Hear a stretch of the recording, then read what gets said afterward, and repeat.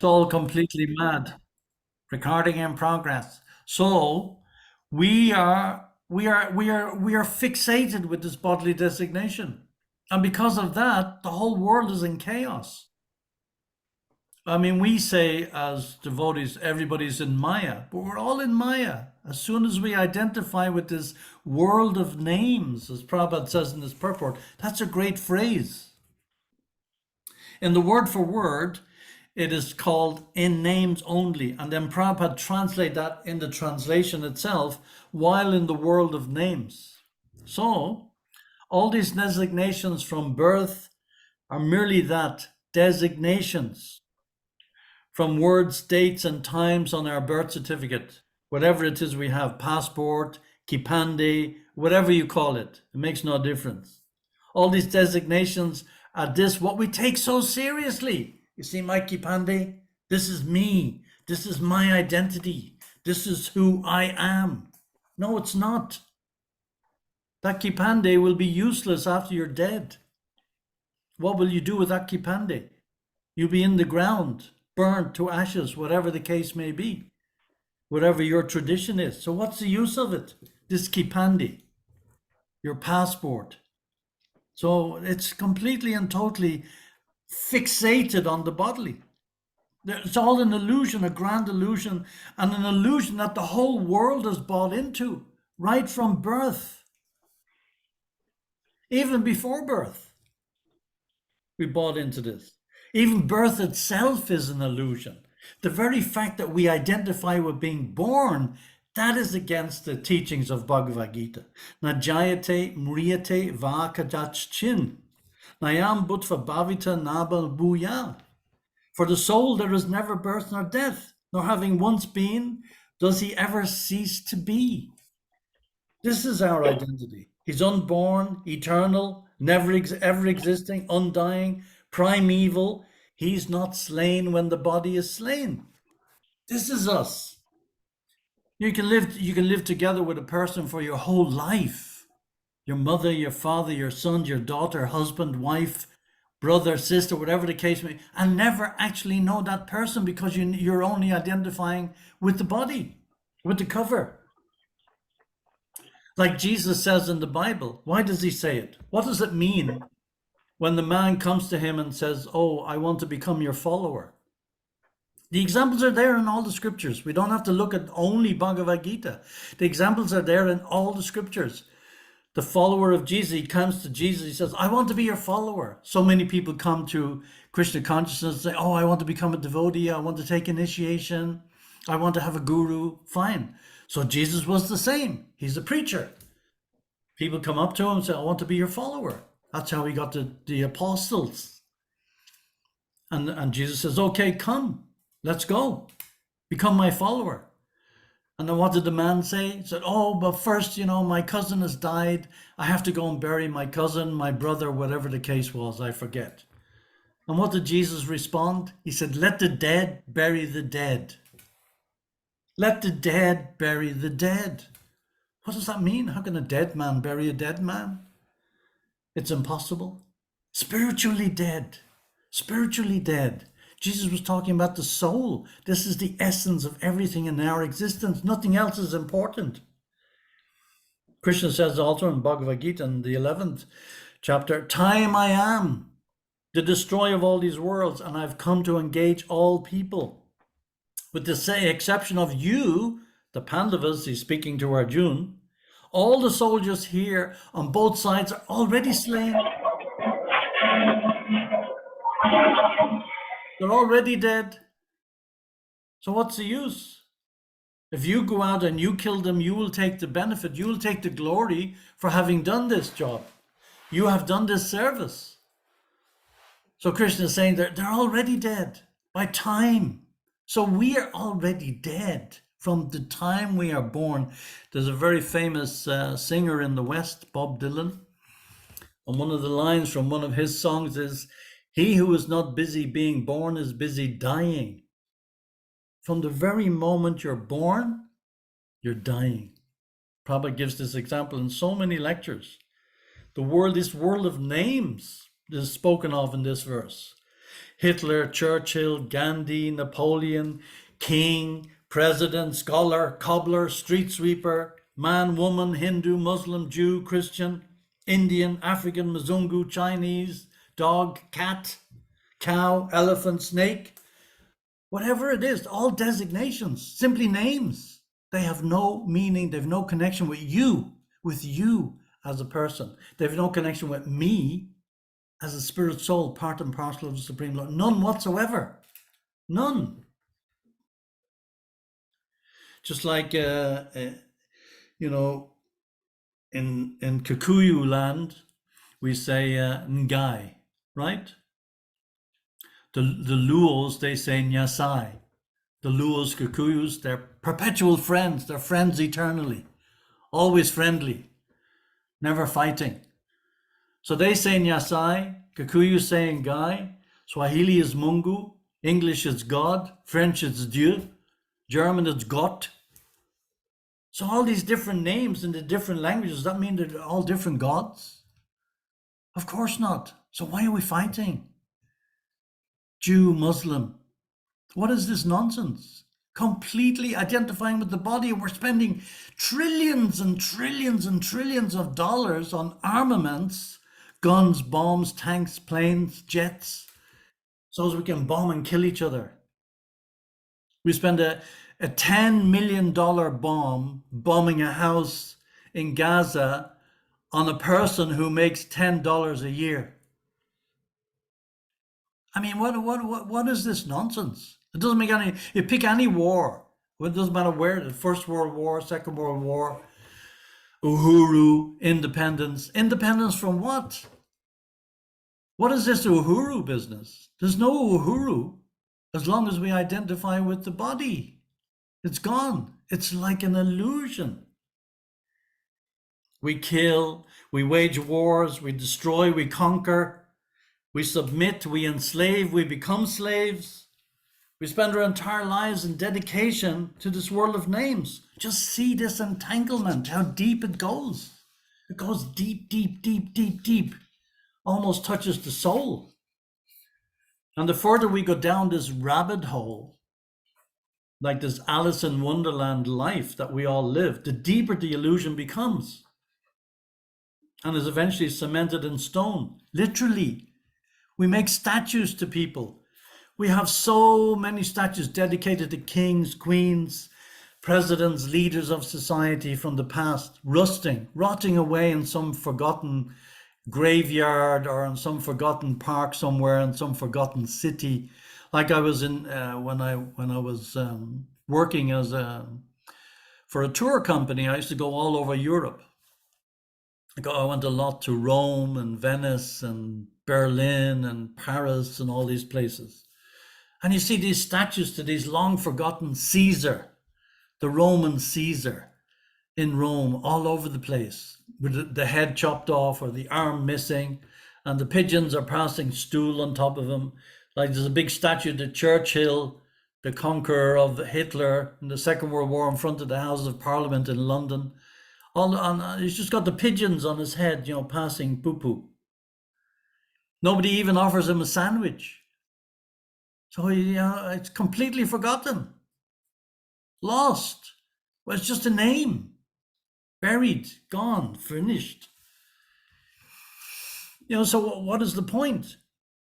Even the society itself from where these names came from are gone. Where's the Roman Empire? Where's the Greek Empire? Where's Alexander the Great? Where's Hitler? Where's Napoleon? Where's Queen Victoria, the conqueror of the British Empire? Gone. Another name disappears. Human life is intended for realization of this important factor. Prabhupada says, and one should act accordingly, accepting only the bare necessities of life and depending on God's gift. So what is that God's gift? Our intelligence. And what is that intelligence to be used for? Not to accumulate wealth. Even if you're a pauper, you're a street sweeper, if you're interested in gathering your 100 shillings a day, that is your dedication. That's where your focus is. Doesn't matter if you're a president or you're a big businessman or you're a billionaire. The focus is not the important thing. It's not the amount that's important. If we're deviating from the actual goal of life and just concentrating on making money, whether it's 100 shillings a day or 1 million shillings a day, it makes no difference. Yes, we all have to live in the world. That's a fact. But if we waste even a second, as Prabhupada says in his purport, it cannot be bought back even for millions of gold coins.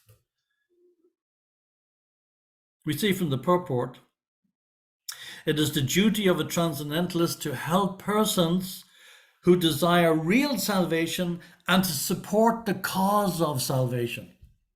So it's our duty to become preachers, first of all, and it's our duty, if we're not preachers, to help the cause of preaching. That's our duty.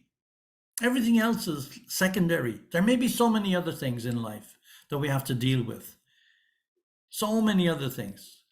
But it's like when you're going towards a particular goal, you have a particular destination, and you make a plan, how will I get to that destination? You want to go from here to Addis Ababa, you have to make a plan. How do I get there? Do I go on the road? Do I take the road to Tika and go on the road to there? Do I go to the airport? Do I get on the plane? Do I drive? Do I walk? Do I go on a donkey? Whatever. Do I take a matatu? Whatever the case may be, you make a plan. If you want to go on a plane, you have to buy a ticket. You have to make a plan. You have to get the money together. You have to beg, borrow, or steal somehow or other to get the ticket. You have to have a passport. Everything, so many things need to be put into plan. So it's the same with life. Life has a goal. The end goal of life is to reach the Supreme Personality of Godhead in this lifetime. In this lifetime. Not to be waiting for, oh yeah, wait till I become a pure devotee. No. It's now, today, this very second, this very minute. For the soul, there is never birth nor death. So we have to always constantly realize that we are soul. You have a body, but you are a soul. It's not that you're a body who has the soul. It's the other way around. You are a soul who has a body. That's the difference. And this is something that we have to realize. Shukadeva Goswami Prabhupada says, we should make note, Shukadeva Goswami never met Maharaj Parikshit while he was ruling as a great king. He only met him when Maharaj Parikshit was ready, when he gave up the kingdom. And then this whole Bhagavatam came out of this. So when we also become detached, when we really become renounced from all designations, and that designation also includes ego, we have to detach ourselves from the ego, not just detach ourselves from all the material things that we want, or the material things that we don't have, the material things that we desire. And we all have these desires. We all have these material desires that are unfulfilled, hankering and lamenting. That's what everybody in life does. And then before you know it, it's over. It's gone. And then what? Prabhupada says in that verse of the second chapter, verse 20 of the Gita that I just quoted, Prabhupada says, qualitatively, the small atomic fragmental part of the Supreme Spirit is one with the Supreme. And Prabhupada gives the perfectly simple example. You take a drop of water out of the ocean, you analyze the drop, it's exactly the same in quality as the ocean. There's no difference. Has the same salt content, everything is the same as the ocean, but you don't find a shark in the drop.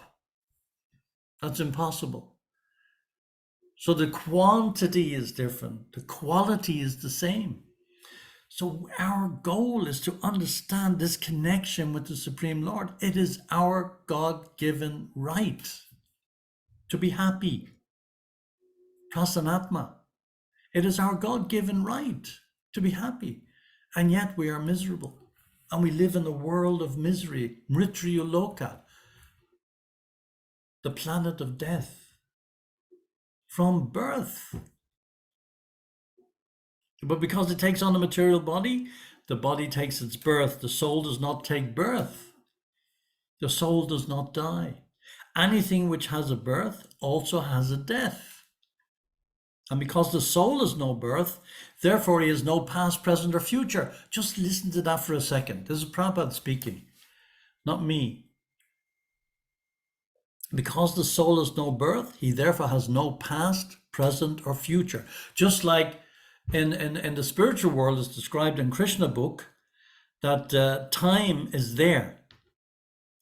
The gopis go out dancing with Krishna at night, on the full moon night. We all know that the cowherd boys go out with Krishna in the daytime. They exchange gulabs, they exchange laddu and burfi. Madhu Mangal steals Krishna's burfi. And he says, okay, Krishna, I'll give you back your burfi.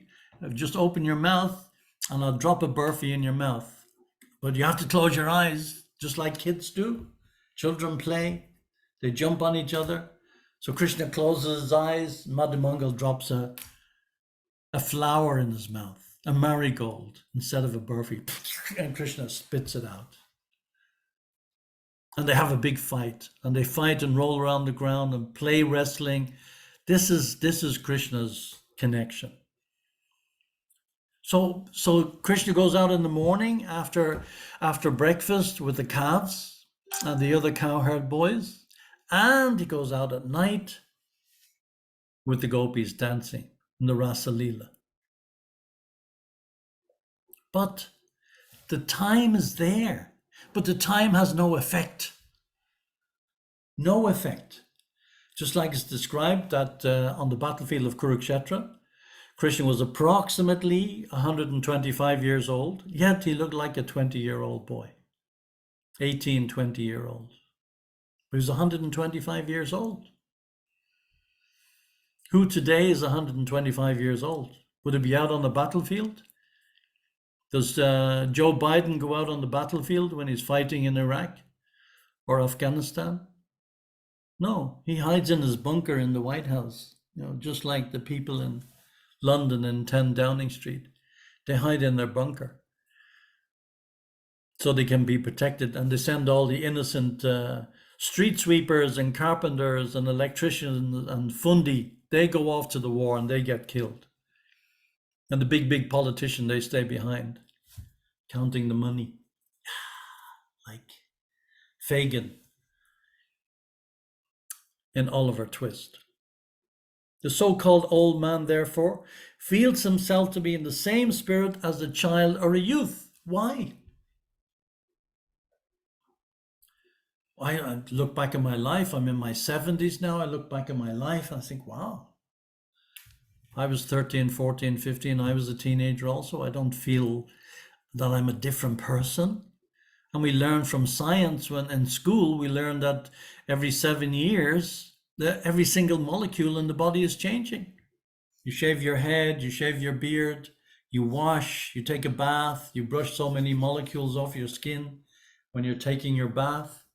As these dissipate into the atmosphere, you cut your nails. Every single molecule in your body is changing every 7 years. So that means for the last 70 odd years, my body has changed 10 times, yet I'm the same person. This is a scientific fact. This is not just some highfalutin philosophy that is beyond our comprehension. This is a scientific fact. We learn in school, the very basics of physics. But I'm the same person. How is that? Because we're observing, like the two birds in the tree. So one bird is observing, one bird is enjoying, but we're trying to enjoy. But trying to enjoy in this life is like trying to lick the bottle of honey from the outside. When you drive to Mombasa, you see all the Maasais on the road selling bottles of honey, holding it up in the air. So you stop, you buy one of those bottles, you lick the bottle, what will you taste? Nothing. So this is what our life is like. We're trying to enjoy with the finger. The finger is trying to enjoy, instead of giving the food to the chakula, to the mouth, the finger is putting his finger in the food and refusing to pass to the mouth, who then passes it to the stomach, who then distributes it throughout the body like watering the root of the tree. The soul is full of knowledge. The soul is full of consciousness. That's how we know the soul exists. There is consciousness. There's no consciousness in a dead body. I've been to so many funerals, especially in Ireland. When we have a funeral in Ireland, it's like a celebration of that person's life. Everybody gathers around the body. Everybody gathers around the coffin. They all sing and dance and make music and have fun and enjoy and talk about that person and his life. And people will say, oh, he's gone. No, he's not gone. He's lying there in the coffin. You can see him. His eyes, his ears, his nose, his hands, his legs, his body, everything is there. Where is he gone? You haven't buried him yet. Nobody's gone. No. The soul, that's not the he. We're not looking at the he in the coffin. Simply by the presence of consciousness. Take the consciousness away, take that spiritual spark out, and it's ready to be dumped. Get rid of it. It'll soon begin to putrefy and rot, and we don't want it anymore. Nobody wants to know. So that's the difference. That's the difference between man and an animal. We have the consciousness, the soul in the animal, the soul in the dog, the soul in the elephant, the soul in the tiger is exactly the same as the soul in us. There's no difference. There's all spiritual spark, even in the mosquito. Although I doubt the mosquito has a spiritual spark. Mosquitoes are evil, pure evil. I don't like mosquitoes at all. The consciousness of the individual soul is prone to be forgetful. Mataspirtu gyanam apohanam cha. From me comes knowledge, remembrance, and forgetfulness. That's because we want to forget. So Krishna gives us that ability. He gives us the ability to remember him. Again, become a member. Remember. Become a member of the Krishna Consciousness Society. It's even there in our language. In the subconscious language that we've imbibed since time immemorial. And it doesn't make any difference what language we speak. There's a link, there's a chain that goes through every single language, and it's naturally, even those tribes in the Amazon jungle who've never met another human being outside of their own tribe, they all have the same thread of language, of grammar, of syntax that we have. They just don't go to school to learn it. They don't go to school to learn Shakespeare.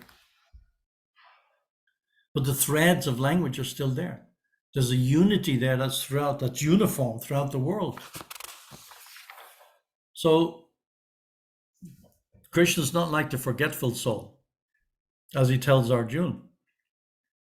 Arjuna says in the 4th chapter, but you said you spoke this imperishable science of yoga to the sun god, but you and I are the same age.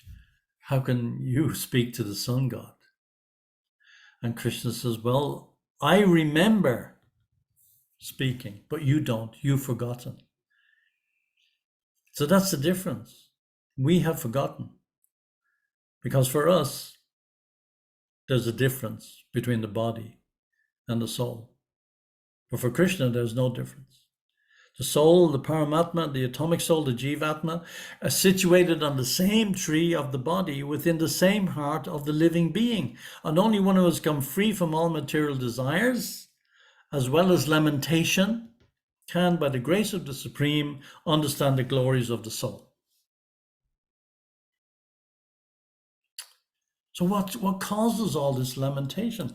This bodily identification, nothing else. What causes all these wars, pestilence, famine? We're not following the original plan. We're following our own plan. Time and time and time again, we see our plan doesn't work. It's not we don't have to read Bhagavad Gita to know this. We don't have to read the Bible or the Quran or anything to know this. We don't have to study Srimad Bhagavatam to know this. We know this ourselves. Time and time again, we make plans. They don't work. To enjoy. It's like that. Just like Ravan. Ravan made a plan to enjoy Sita. big plan. And he sent the demon Marichi in to disguise himself as a deer. The rest of the story we know. So he wanted to enjoy Sita, just like us. Are we any different? Everybody wants Lakshmi without Narayan. Everybody wants the kingdom of God without God. And what happened to Ravan? Not only was he killed, because Lord Ramachandra is not attached to one woman like Sita.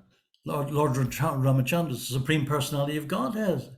He has hundreds of millions of Lakshmis, of goddesses of fortune, worshipping him 24 hours a day, eternally. But to set the example, yad yad acharati shreshtas, to set the example, he went off and he captured Ravan, killed him. Not only did he kill Ravan, he killed his whole family. The whole generation was wiped out. Why? Because of insult to a woman. The same as Draupadi. Krishna said that because of the insult to Draupadi, they all had to die. Woman has to be protected. In youth by the father, in middle age by the husband, in old age by their sons. But instead, everything is upside down. Everything is topsy-turvy these days. Even the women, they don't want the protection. There's women's rights, there's human rights, there's this rights, there's that rights. Everybody wants their independence. And what's the use of this independence? Where does it come from? Femininity. These are all the norms of the times that we live in. Nobody wants to surrender to be a husband, father, or son. Everybody wants independence. And then on the other side, the men just want to exploit. All in the name of the bodily identification. The entire world is upside down. And the end result of this so-called independence, well, we see the result for ourselves. Insanity rules the world over. Total chaos, as Prabhupada says in his purport. Madmen. Everybody's in the same boat. All madmen. We've gone so much far away from nature, we don't even identify with it anymore. Even the concept of time is alien to us. Previously, not that long ago, actually, just a few thousand years ago, before the Romans conquered the world, we were all living under the clock of the lunar cycle. Then we went, because of the Roman madness, we went under the clock of the solar cycle. So even in terms of time, we've gone away from nature. Everything is lost. So the July, it's a non-existent month. August, a non-existent month. They were just added on by the Romans. July comes from Julius Caesar. So to puff up the ego of Julius Caesar, they just invented this month called July and they added it onto the calendar of the year. And then to puff up further, the next emperor, the next Caesar, Augustus, we added on the month of August. So 2 months were added onto the year. So even in terms of time, we're completely alien from our natural instinct, which is to follow a lunar cycle. The name September, the name October, just these two examples. September. Sept means 7. Oct means 8. It's the 7th month. Not the 9th month. Oct means 8. So all these months were just added. In the previous times, there was 28 days in a month. Everything was natural. We were going in a natural cycle. But then as Kali Yuga progresses, we go further and further and further away from nature, and we think we're making progress and we're now civilized. Yes. We have iPhone this and we have Samsung that, and we are communicating, flying planes all over the world and dropping £1 million bombs on people, who earn $1 a day. We think, wow, yes, we're successful. So this is the madness.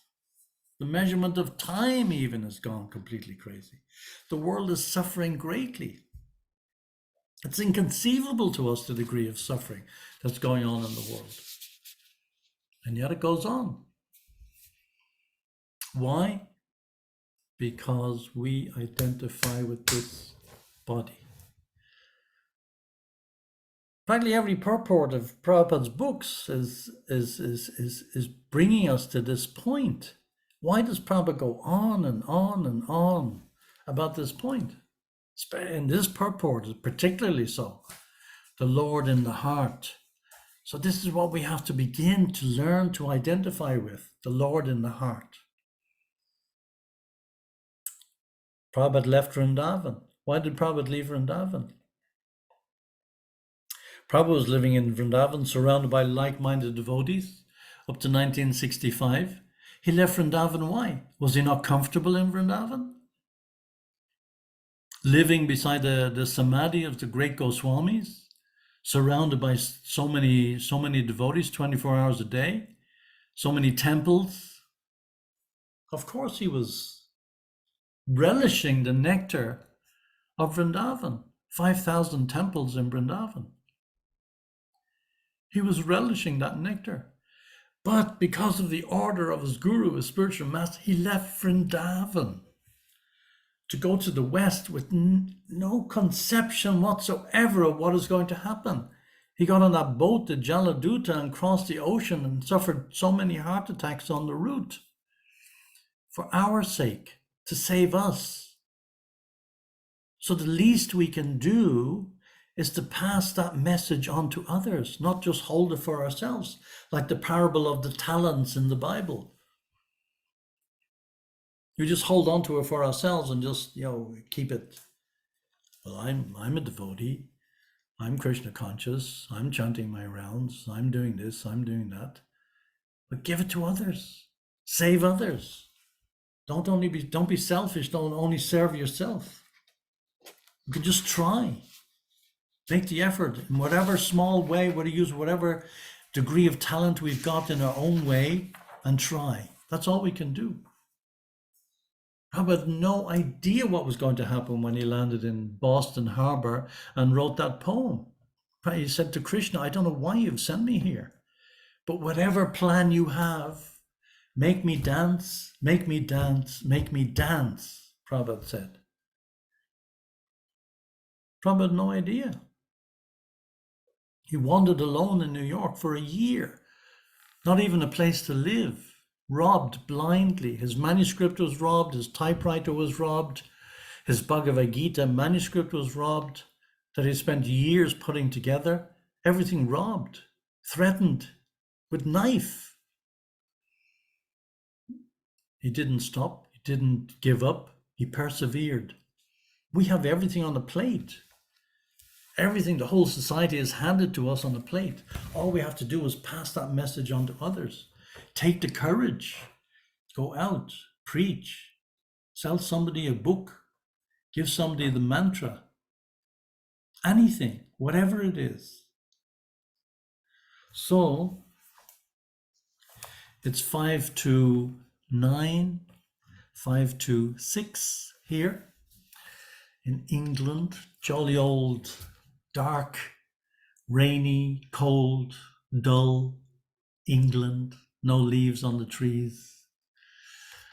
So we have a couple of minutes left. If anyone has any questions or comments, please, I'd like to try and answer.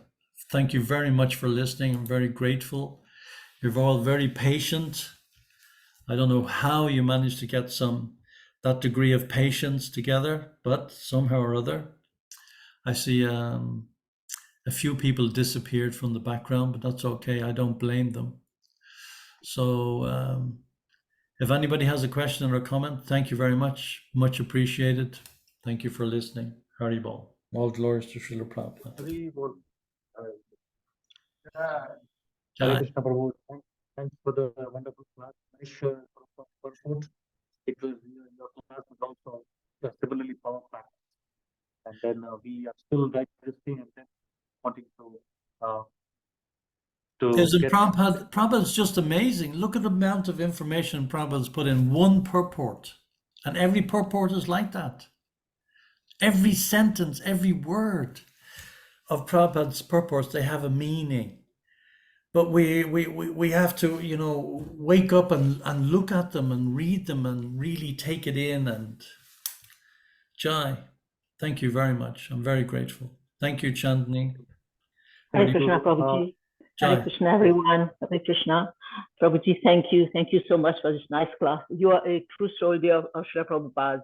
The way you are preaching, I think if you go out, you will make so many devotees. Thank you.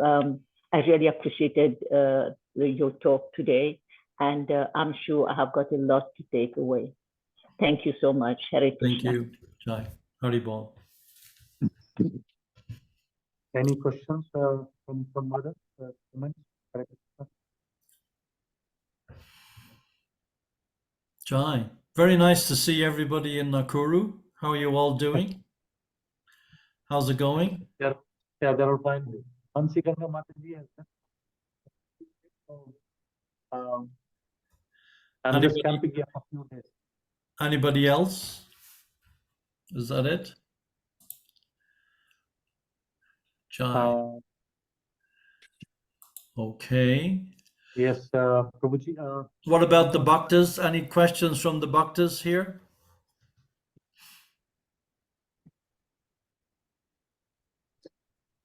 Nitai Gaur Premanandi, Hari Hari Bol. Jai.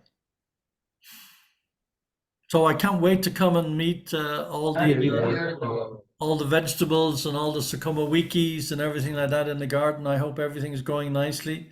Did you plant the Yes. passion? Did you plant the passion fruit around the fence yet? Not yet, Prabhu. I think not yet. Oh, the cabbage is growing. The beetroot, the sukuma wiki is growing. But Very good. yeah, Very we good. should plant. We should. What about the cover on the septic tank? Did you get a new one? Not yet, Prabhu. Not yet.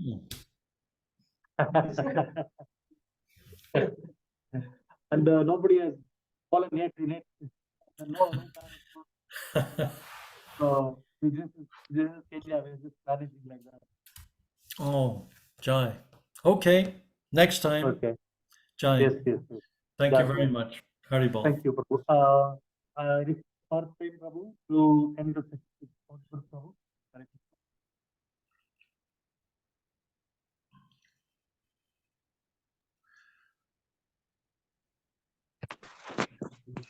Hare Krishna Prabhuji, Dandavat Pranam Prabhu. Jai Swami. Haribol. Jai. Thank you Prabhuji. Your class is so excited and full of knowledge and so many things.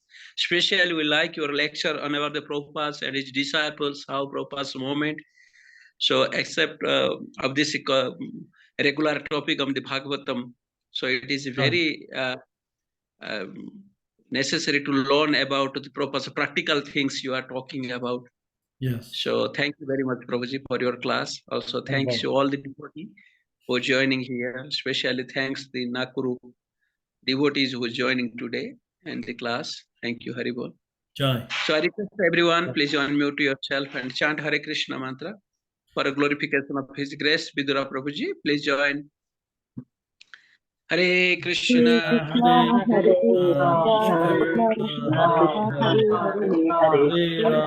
Rama, Hare Rama, Rama Rama, Hare Vancha Kalpa Tarurvyasya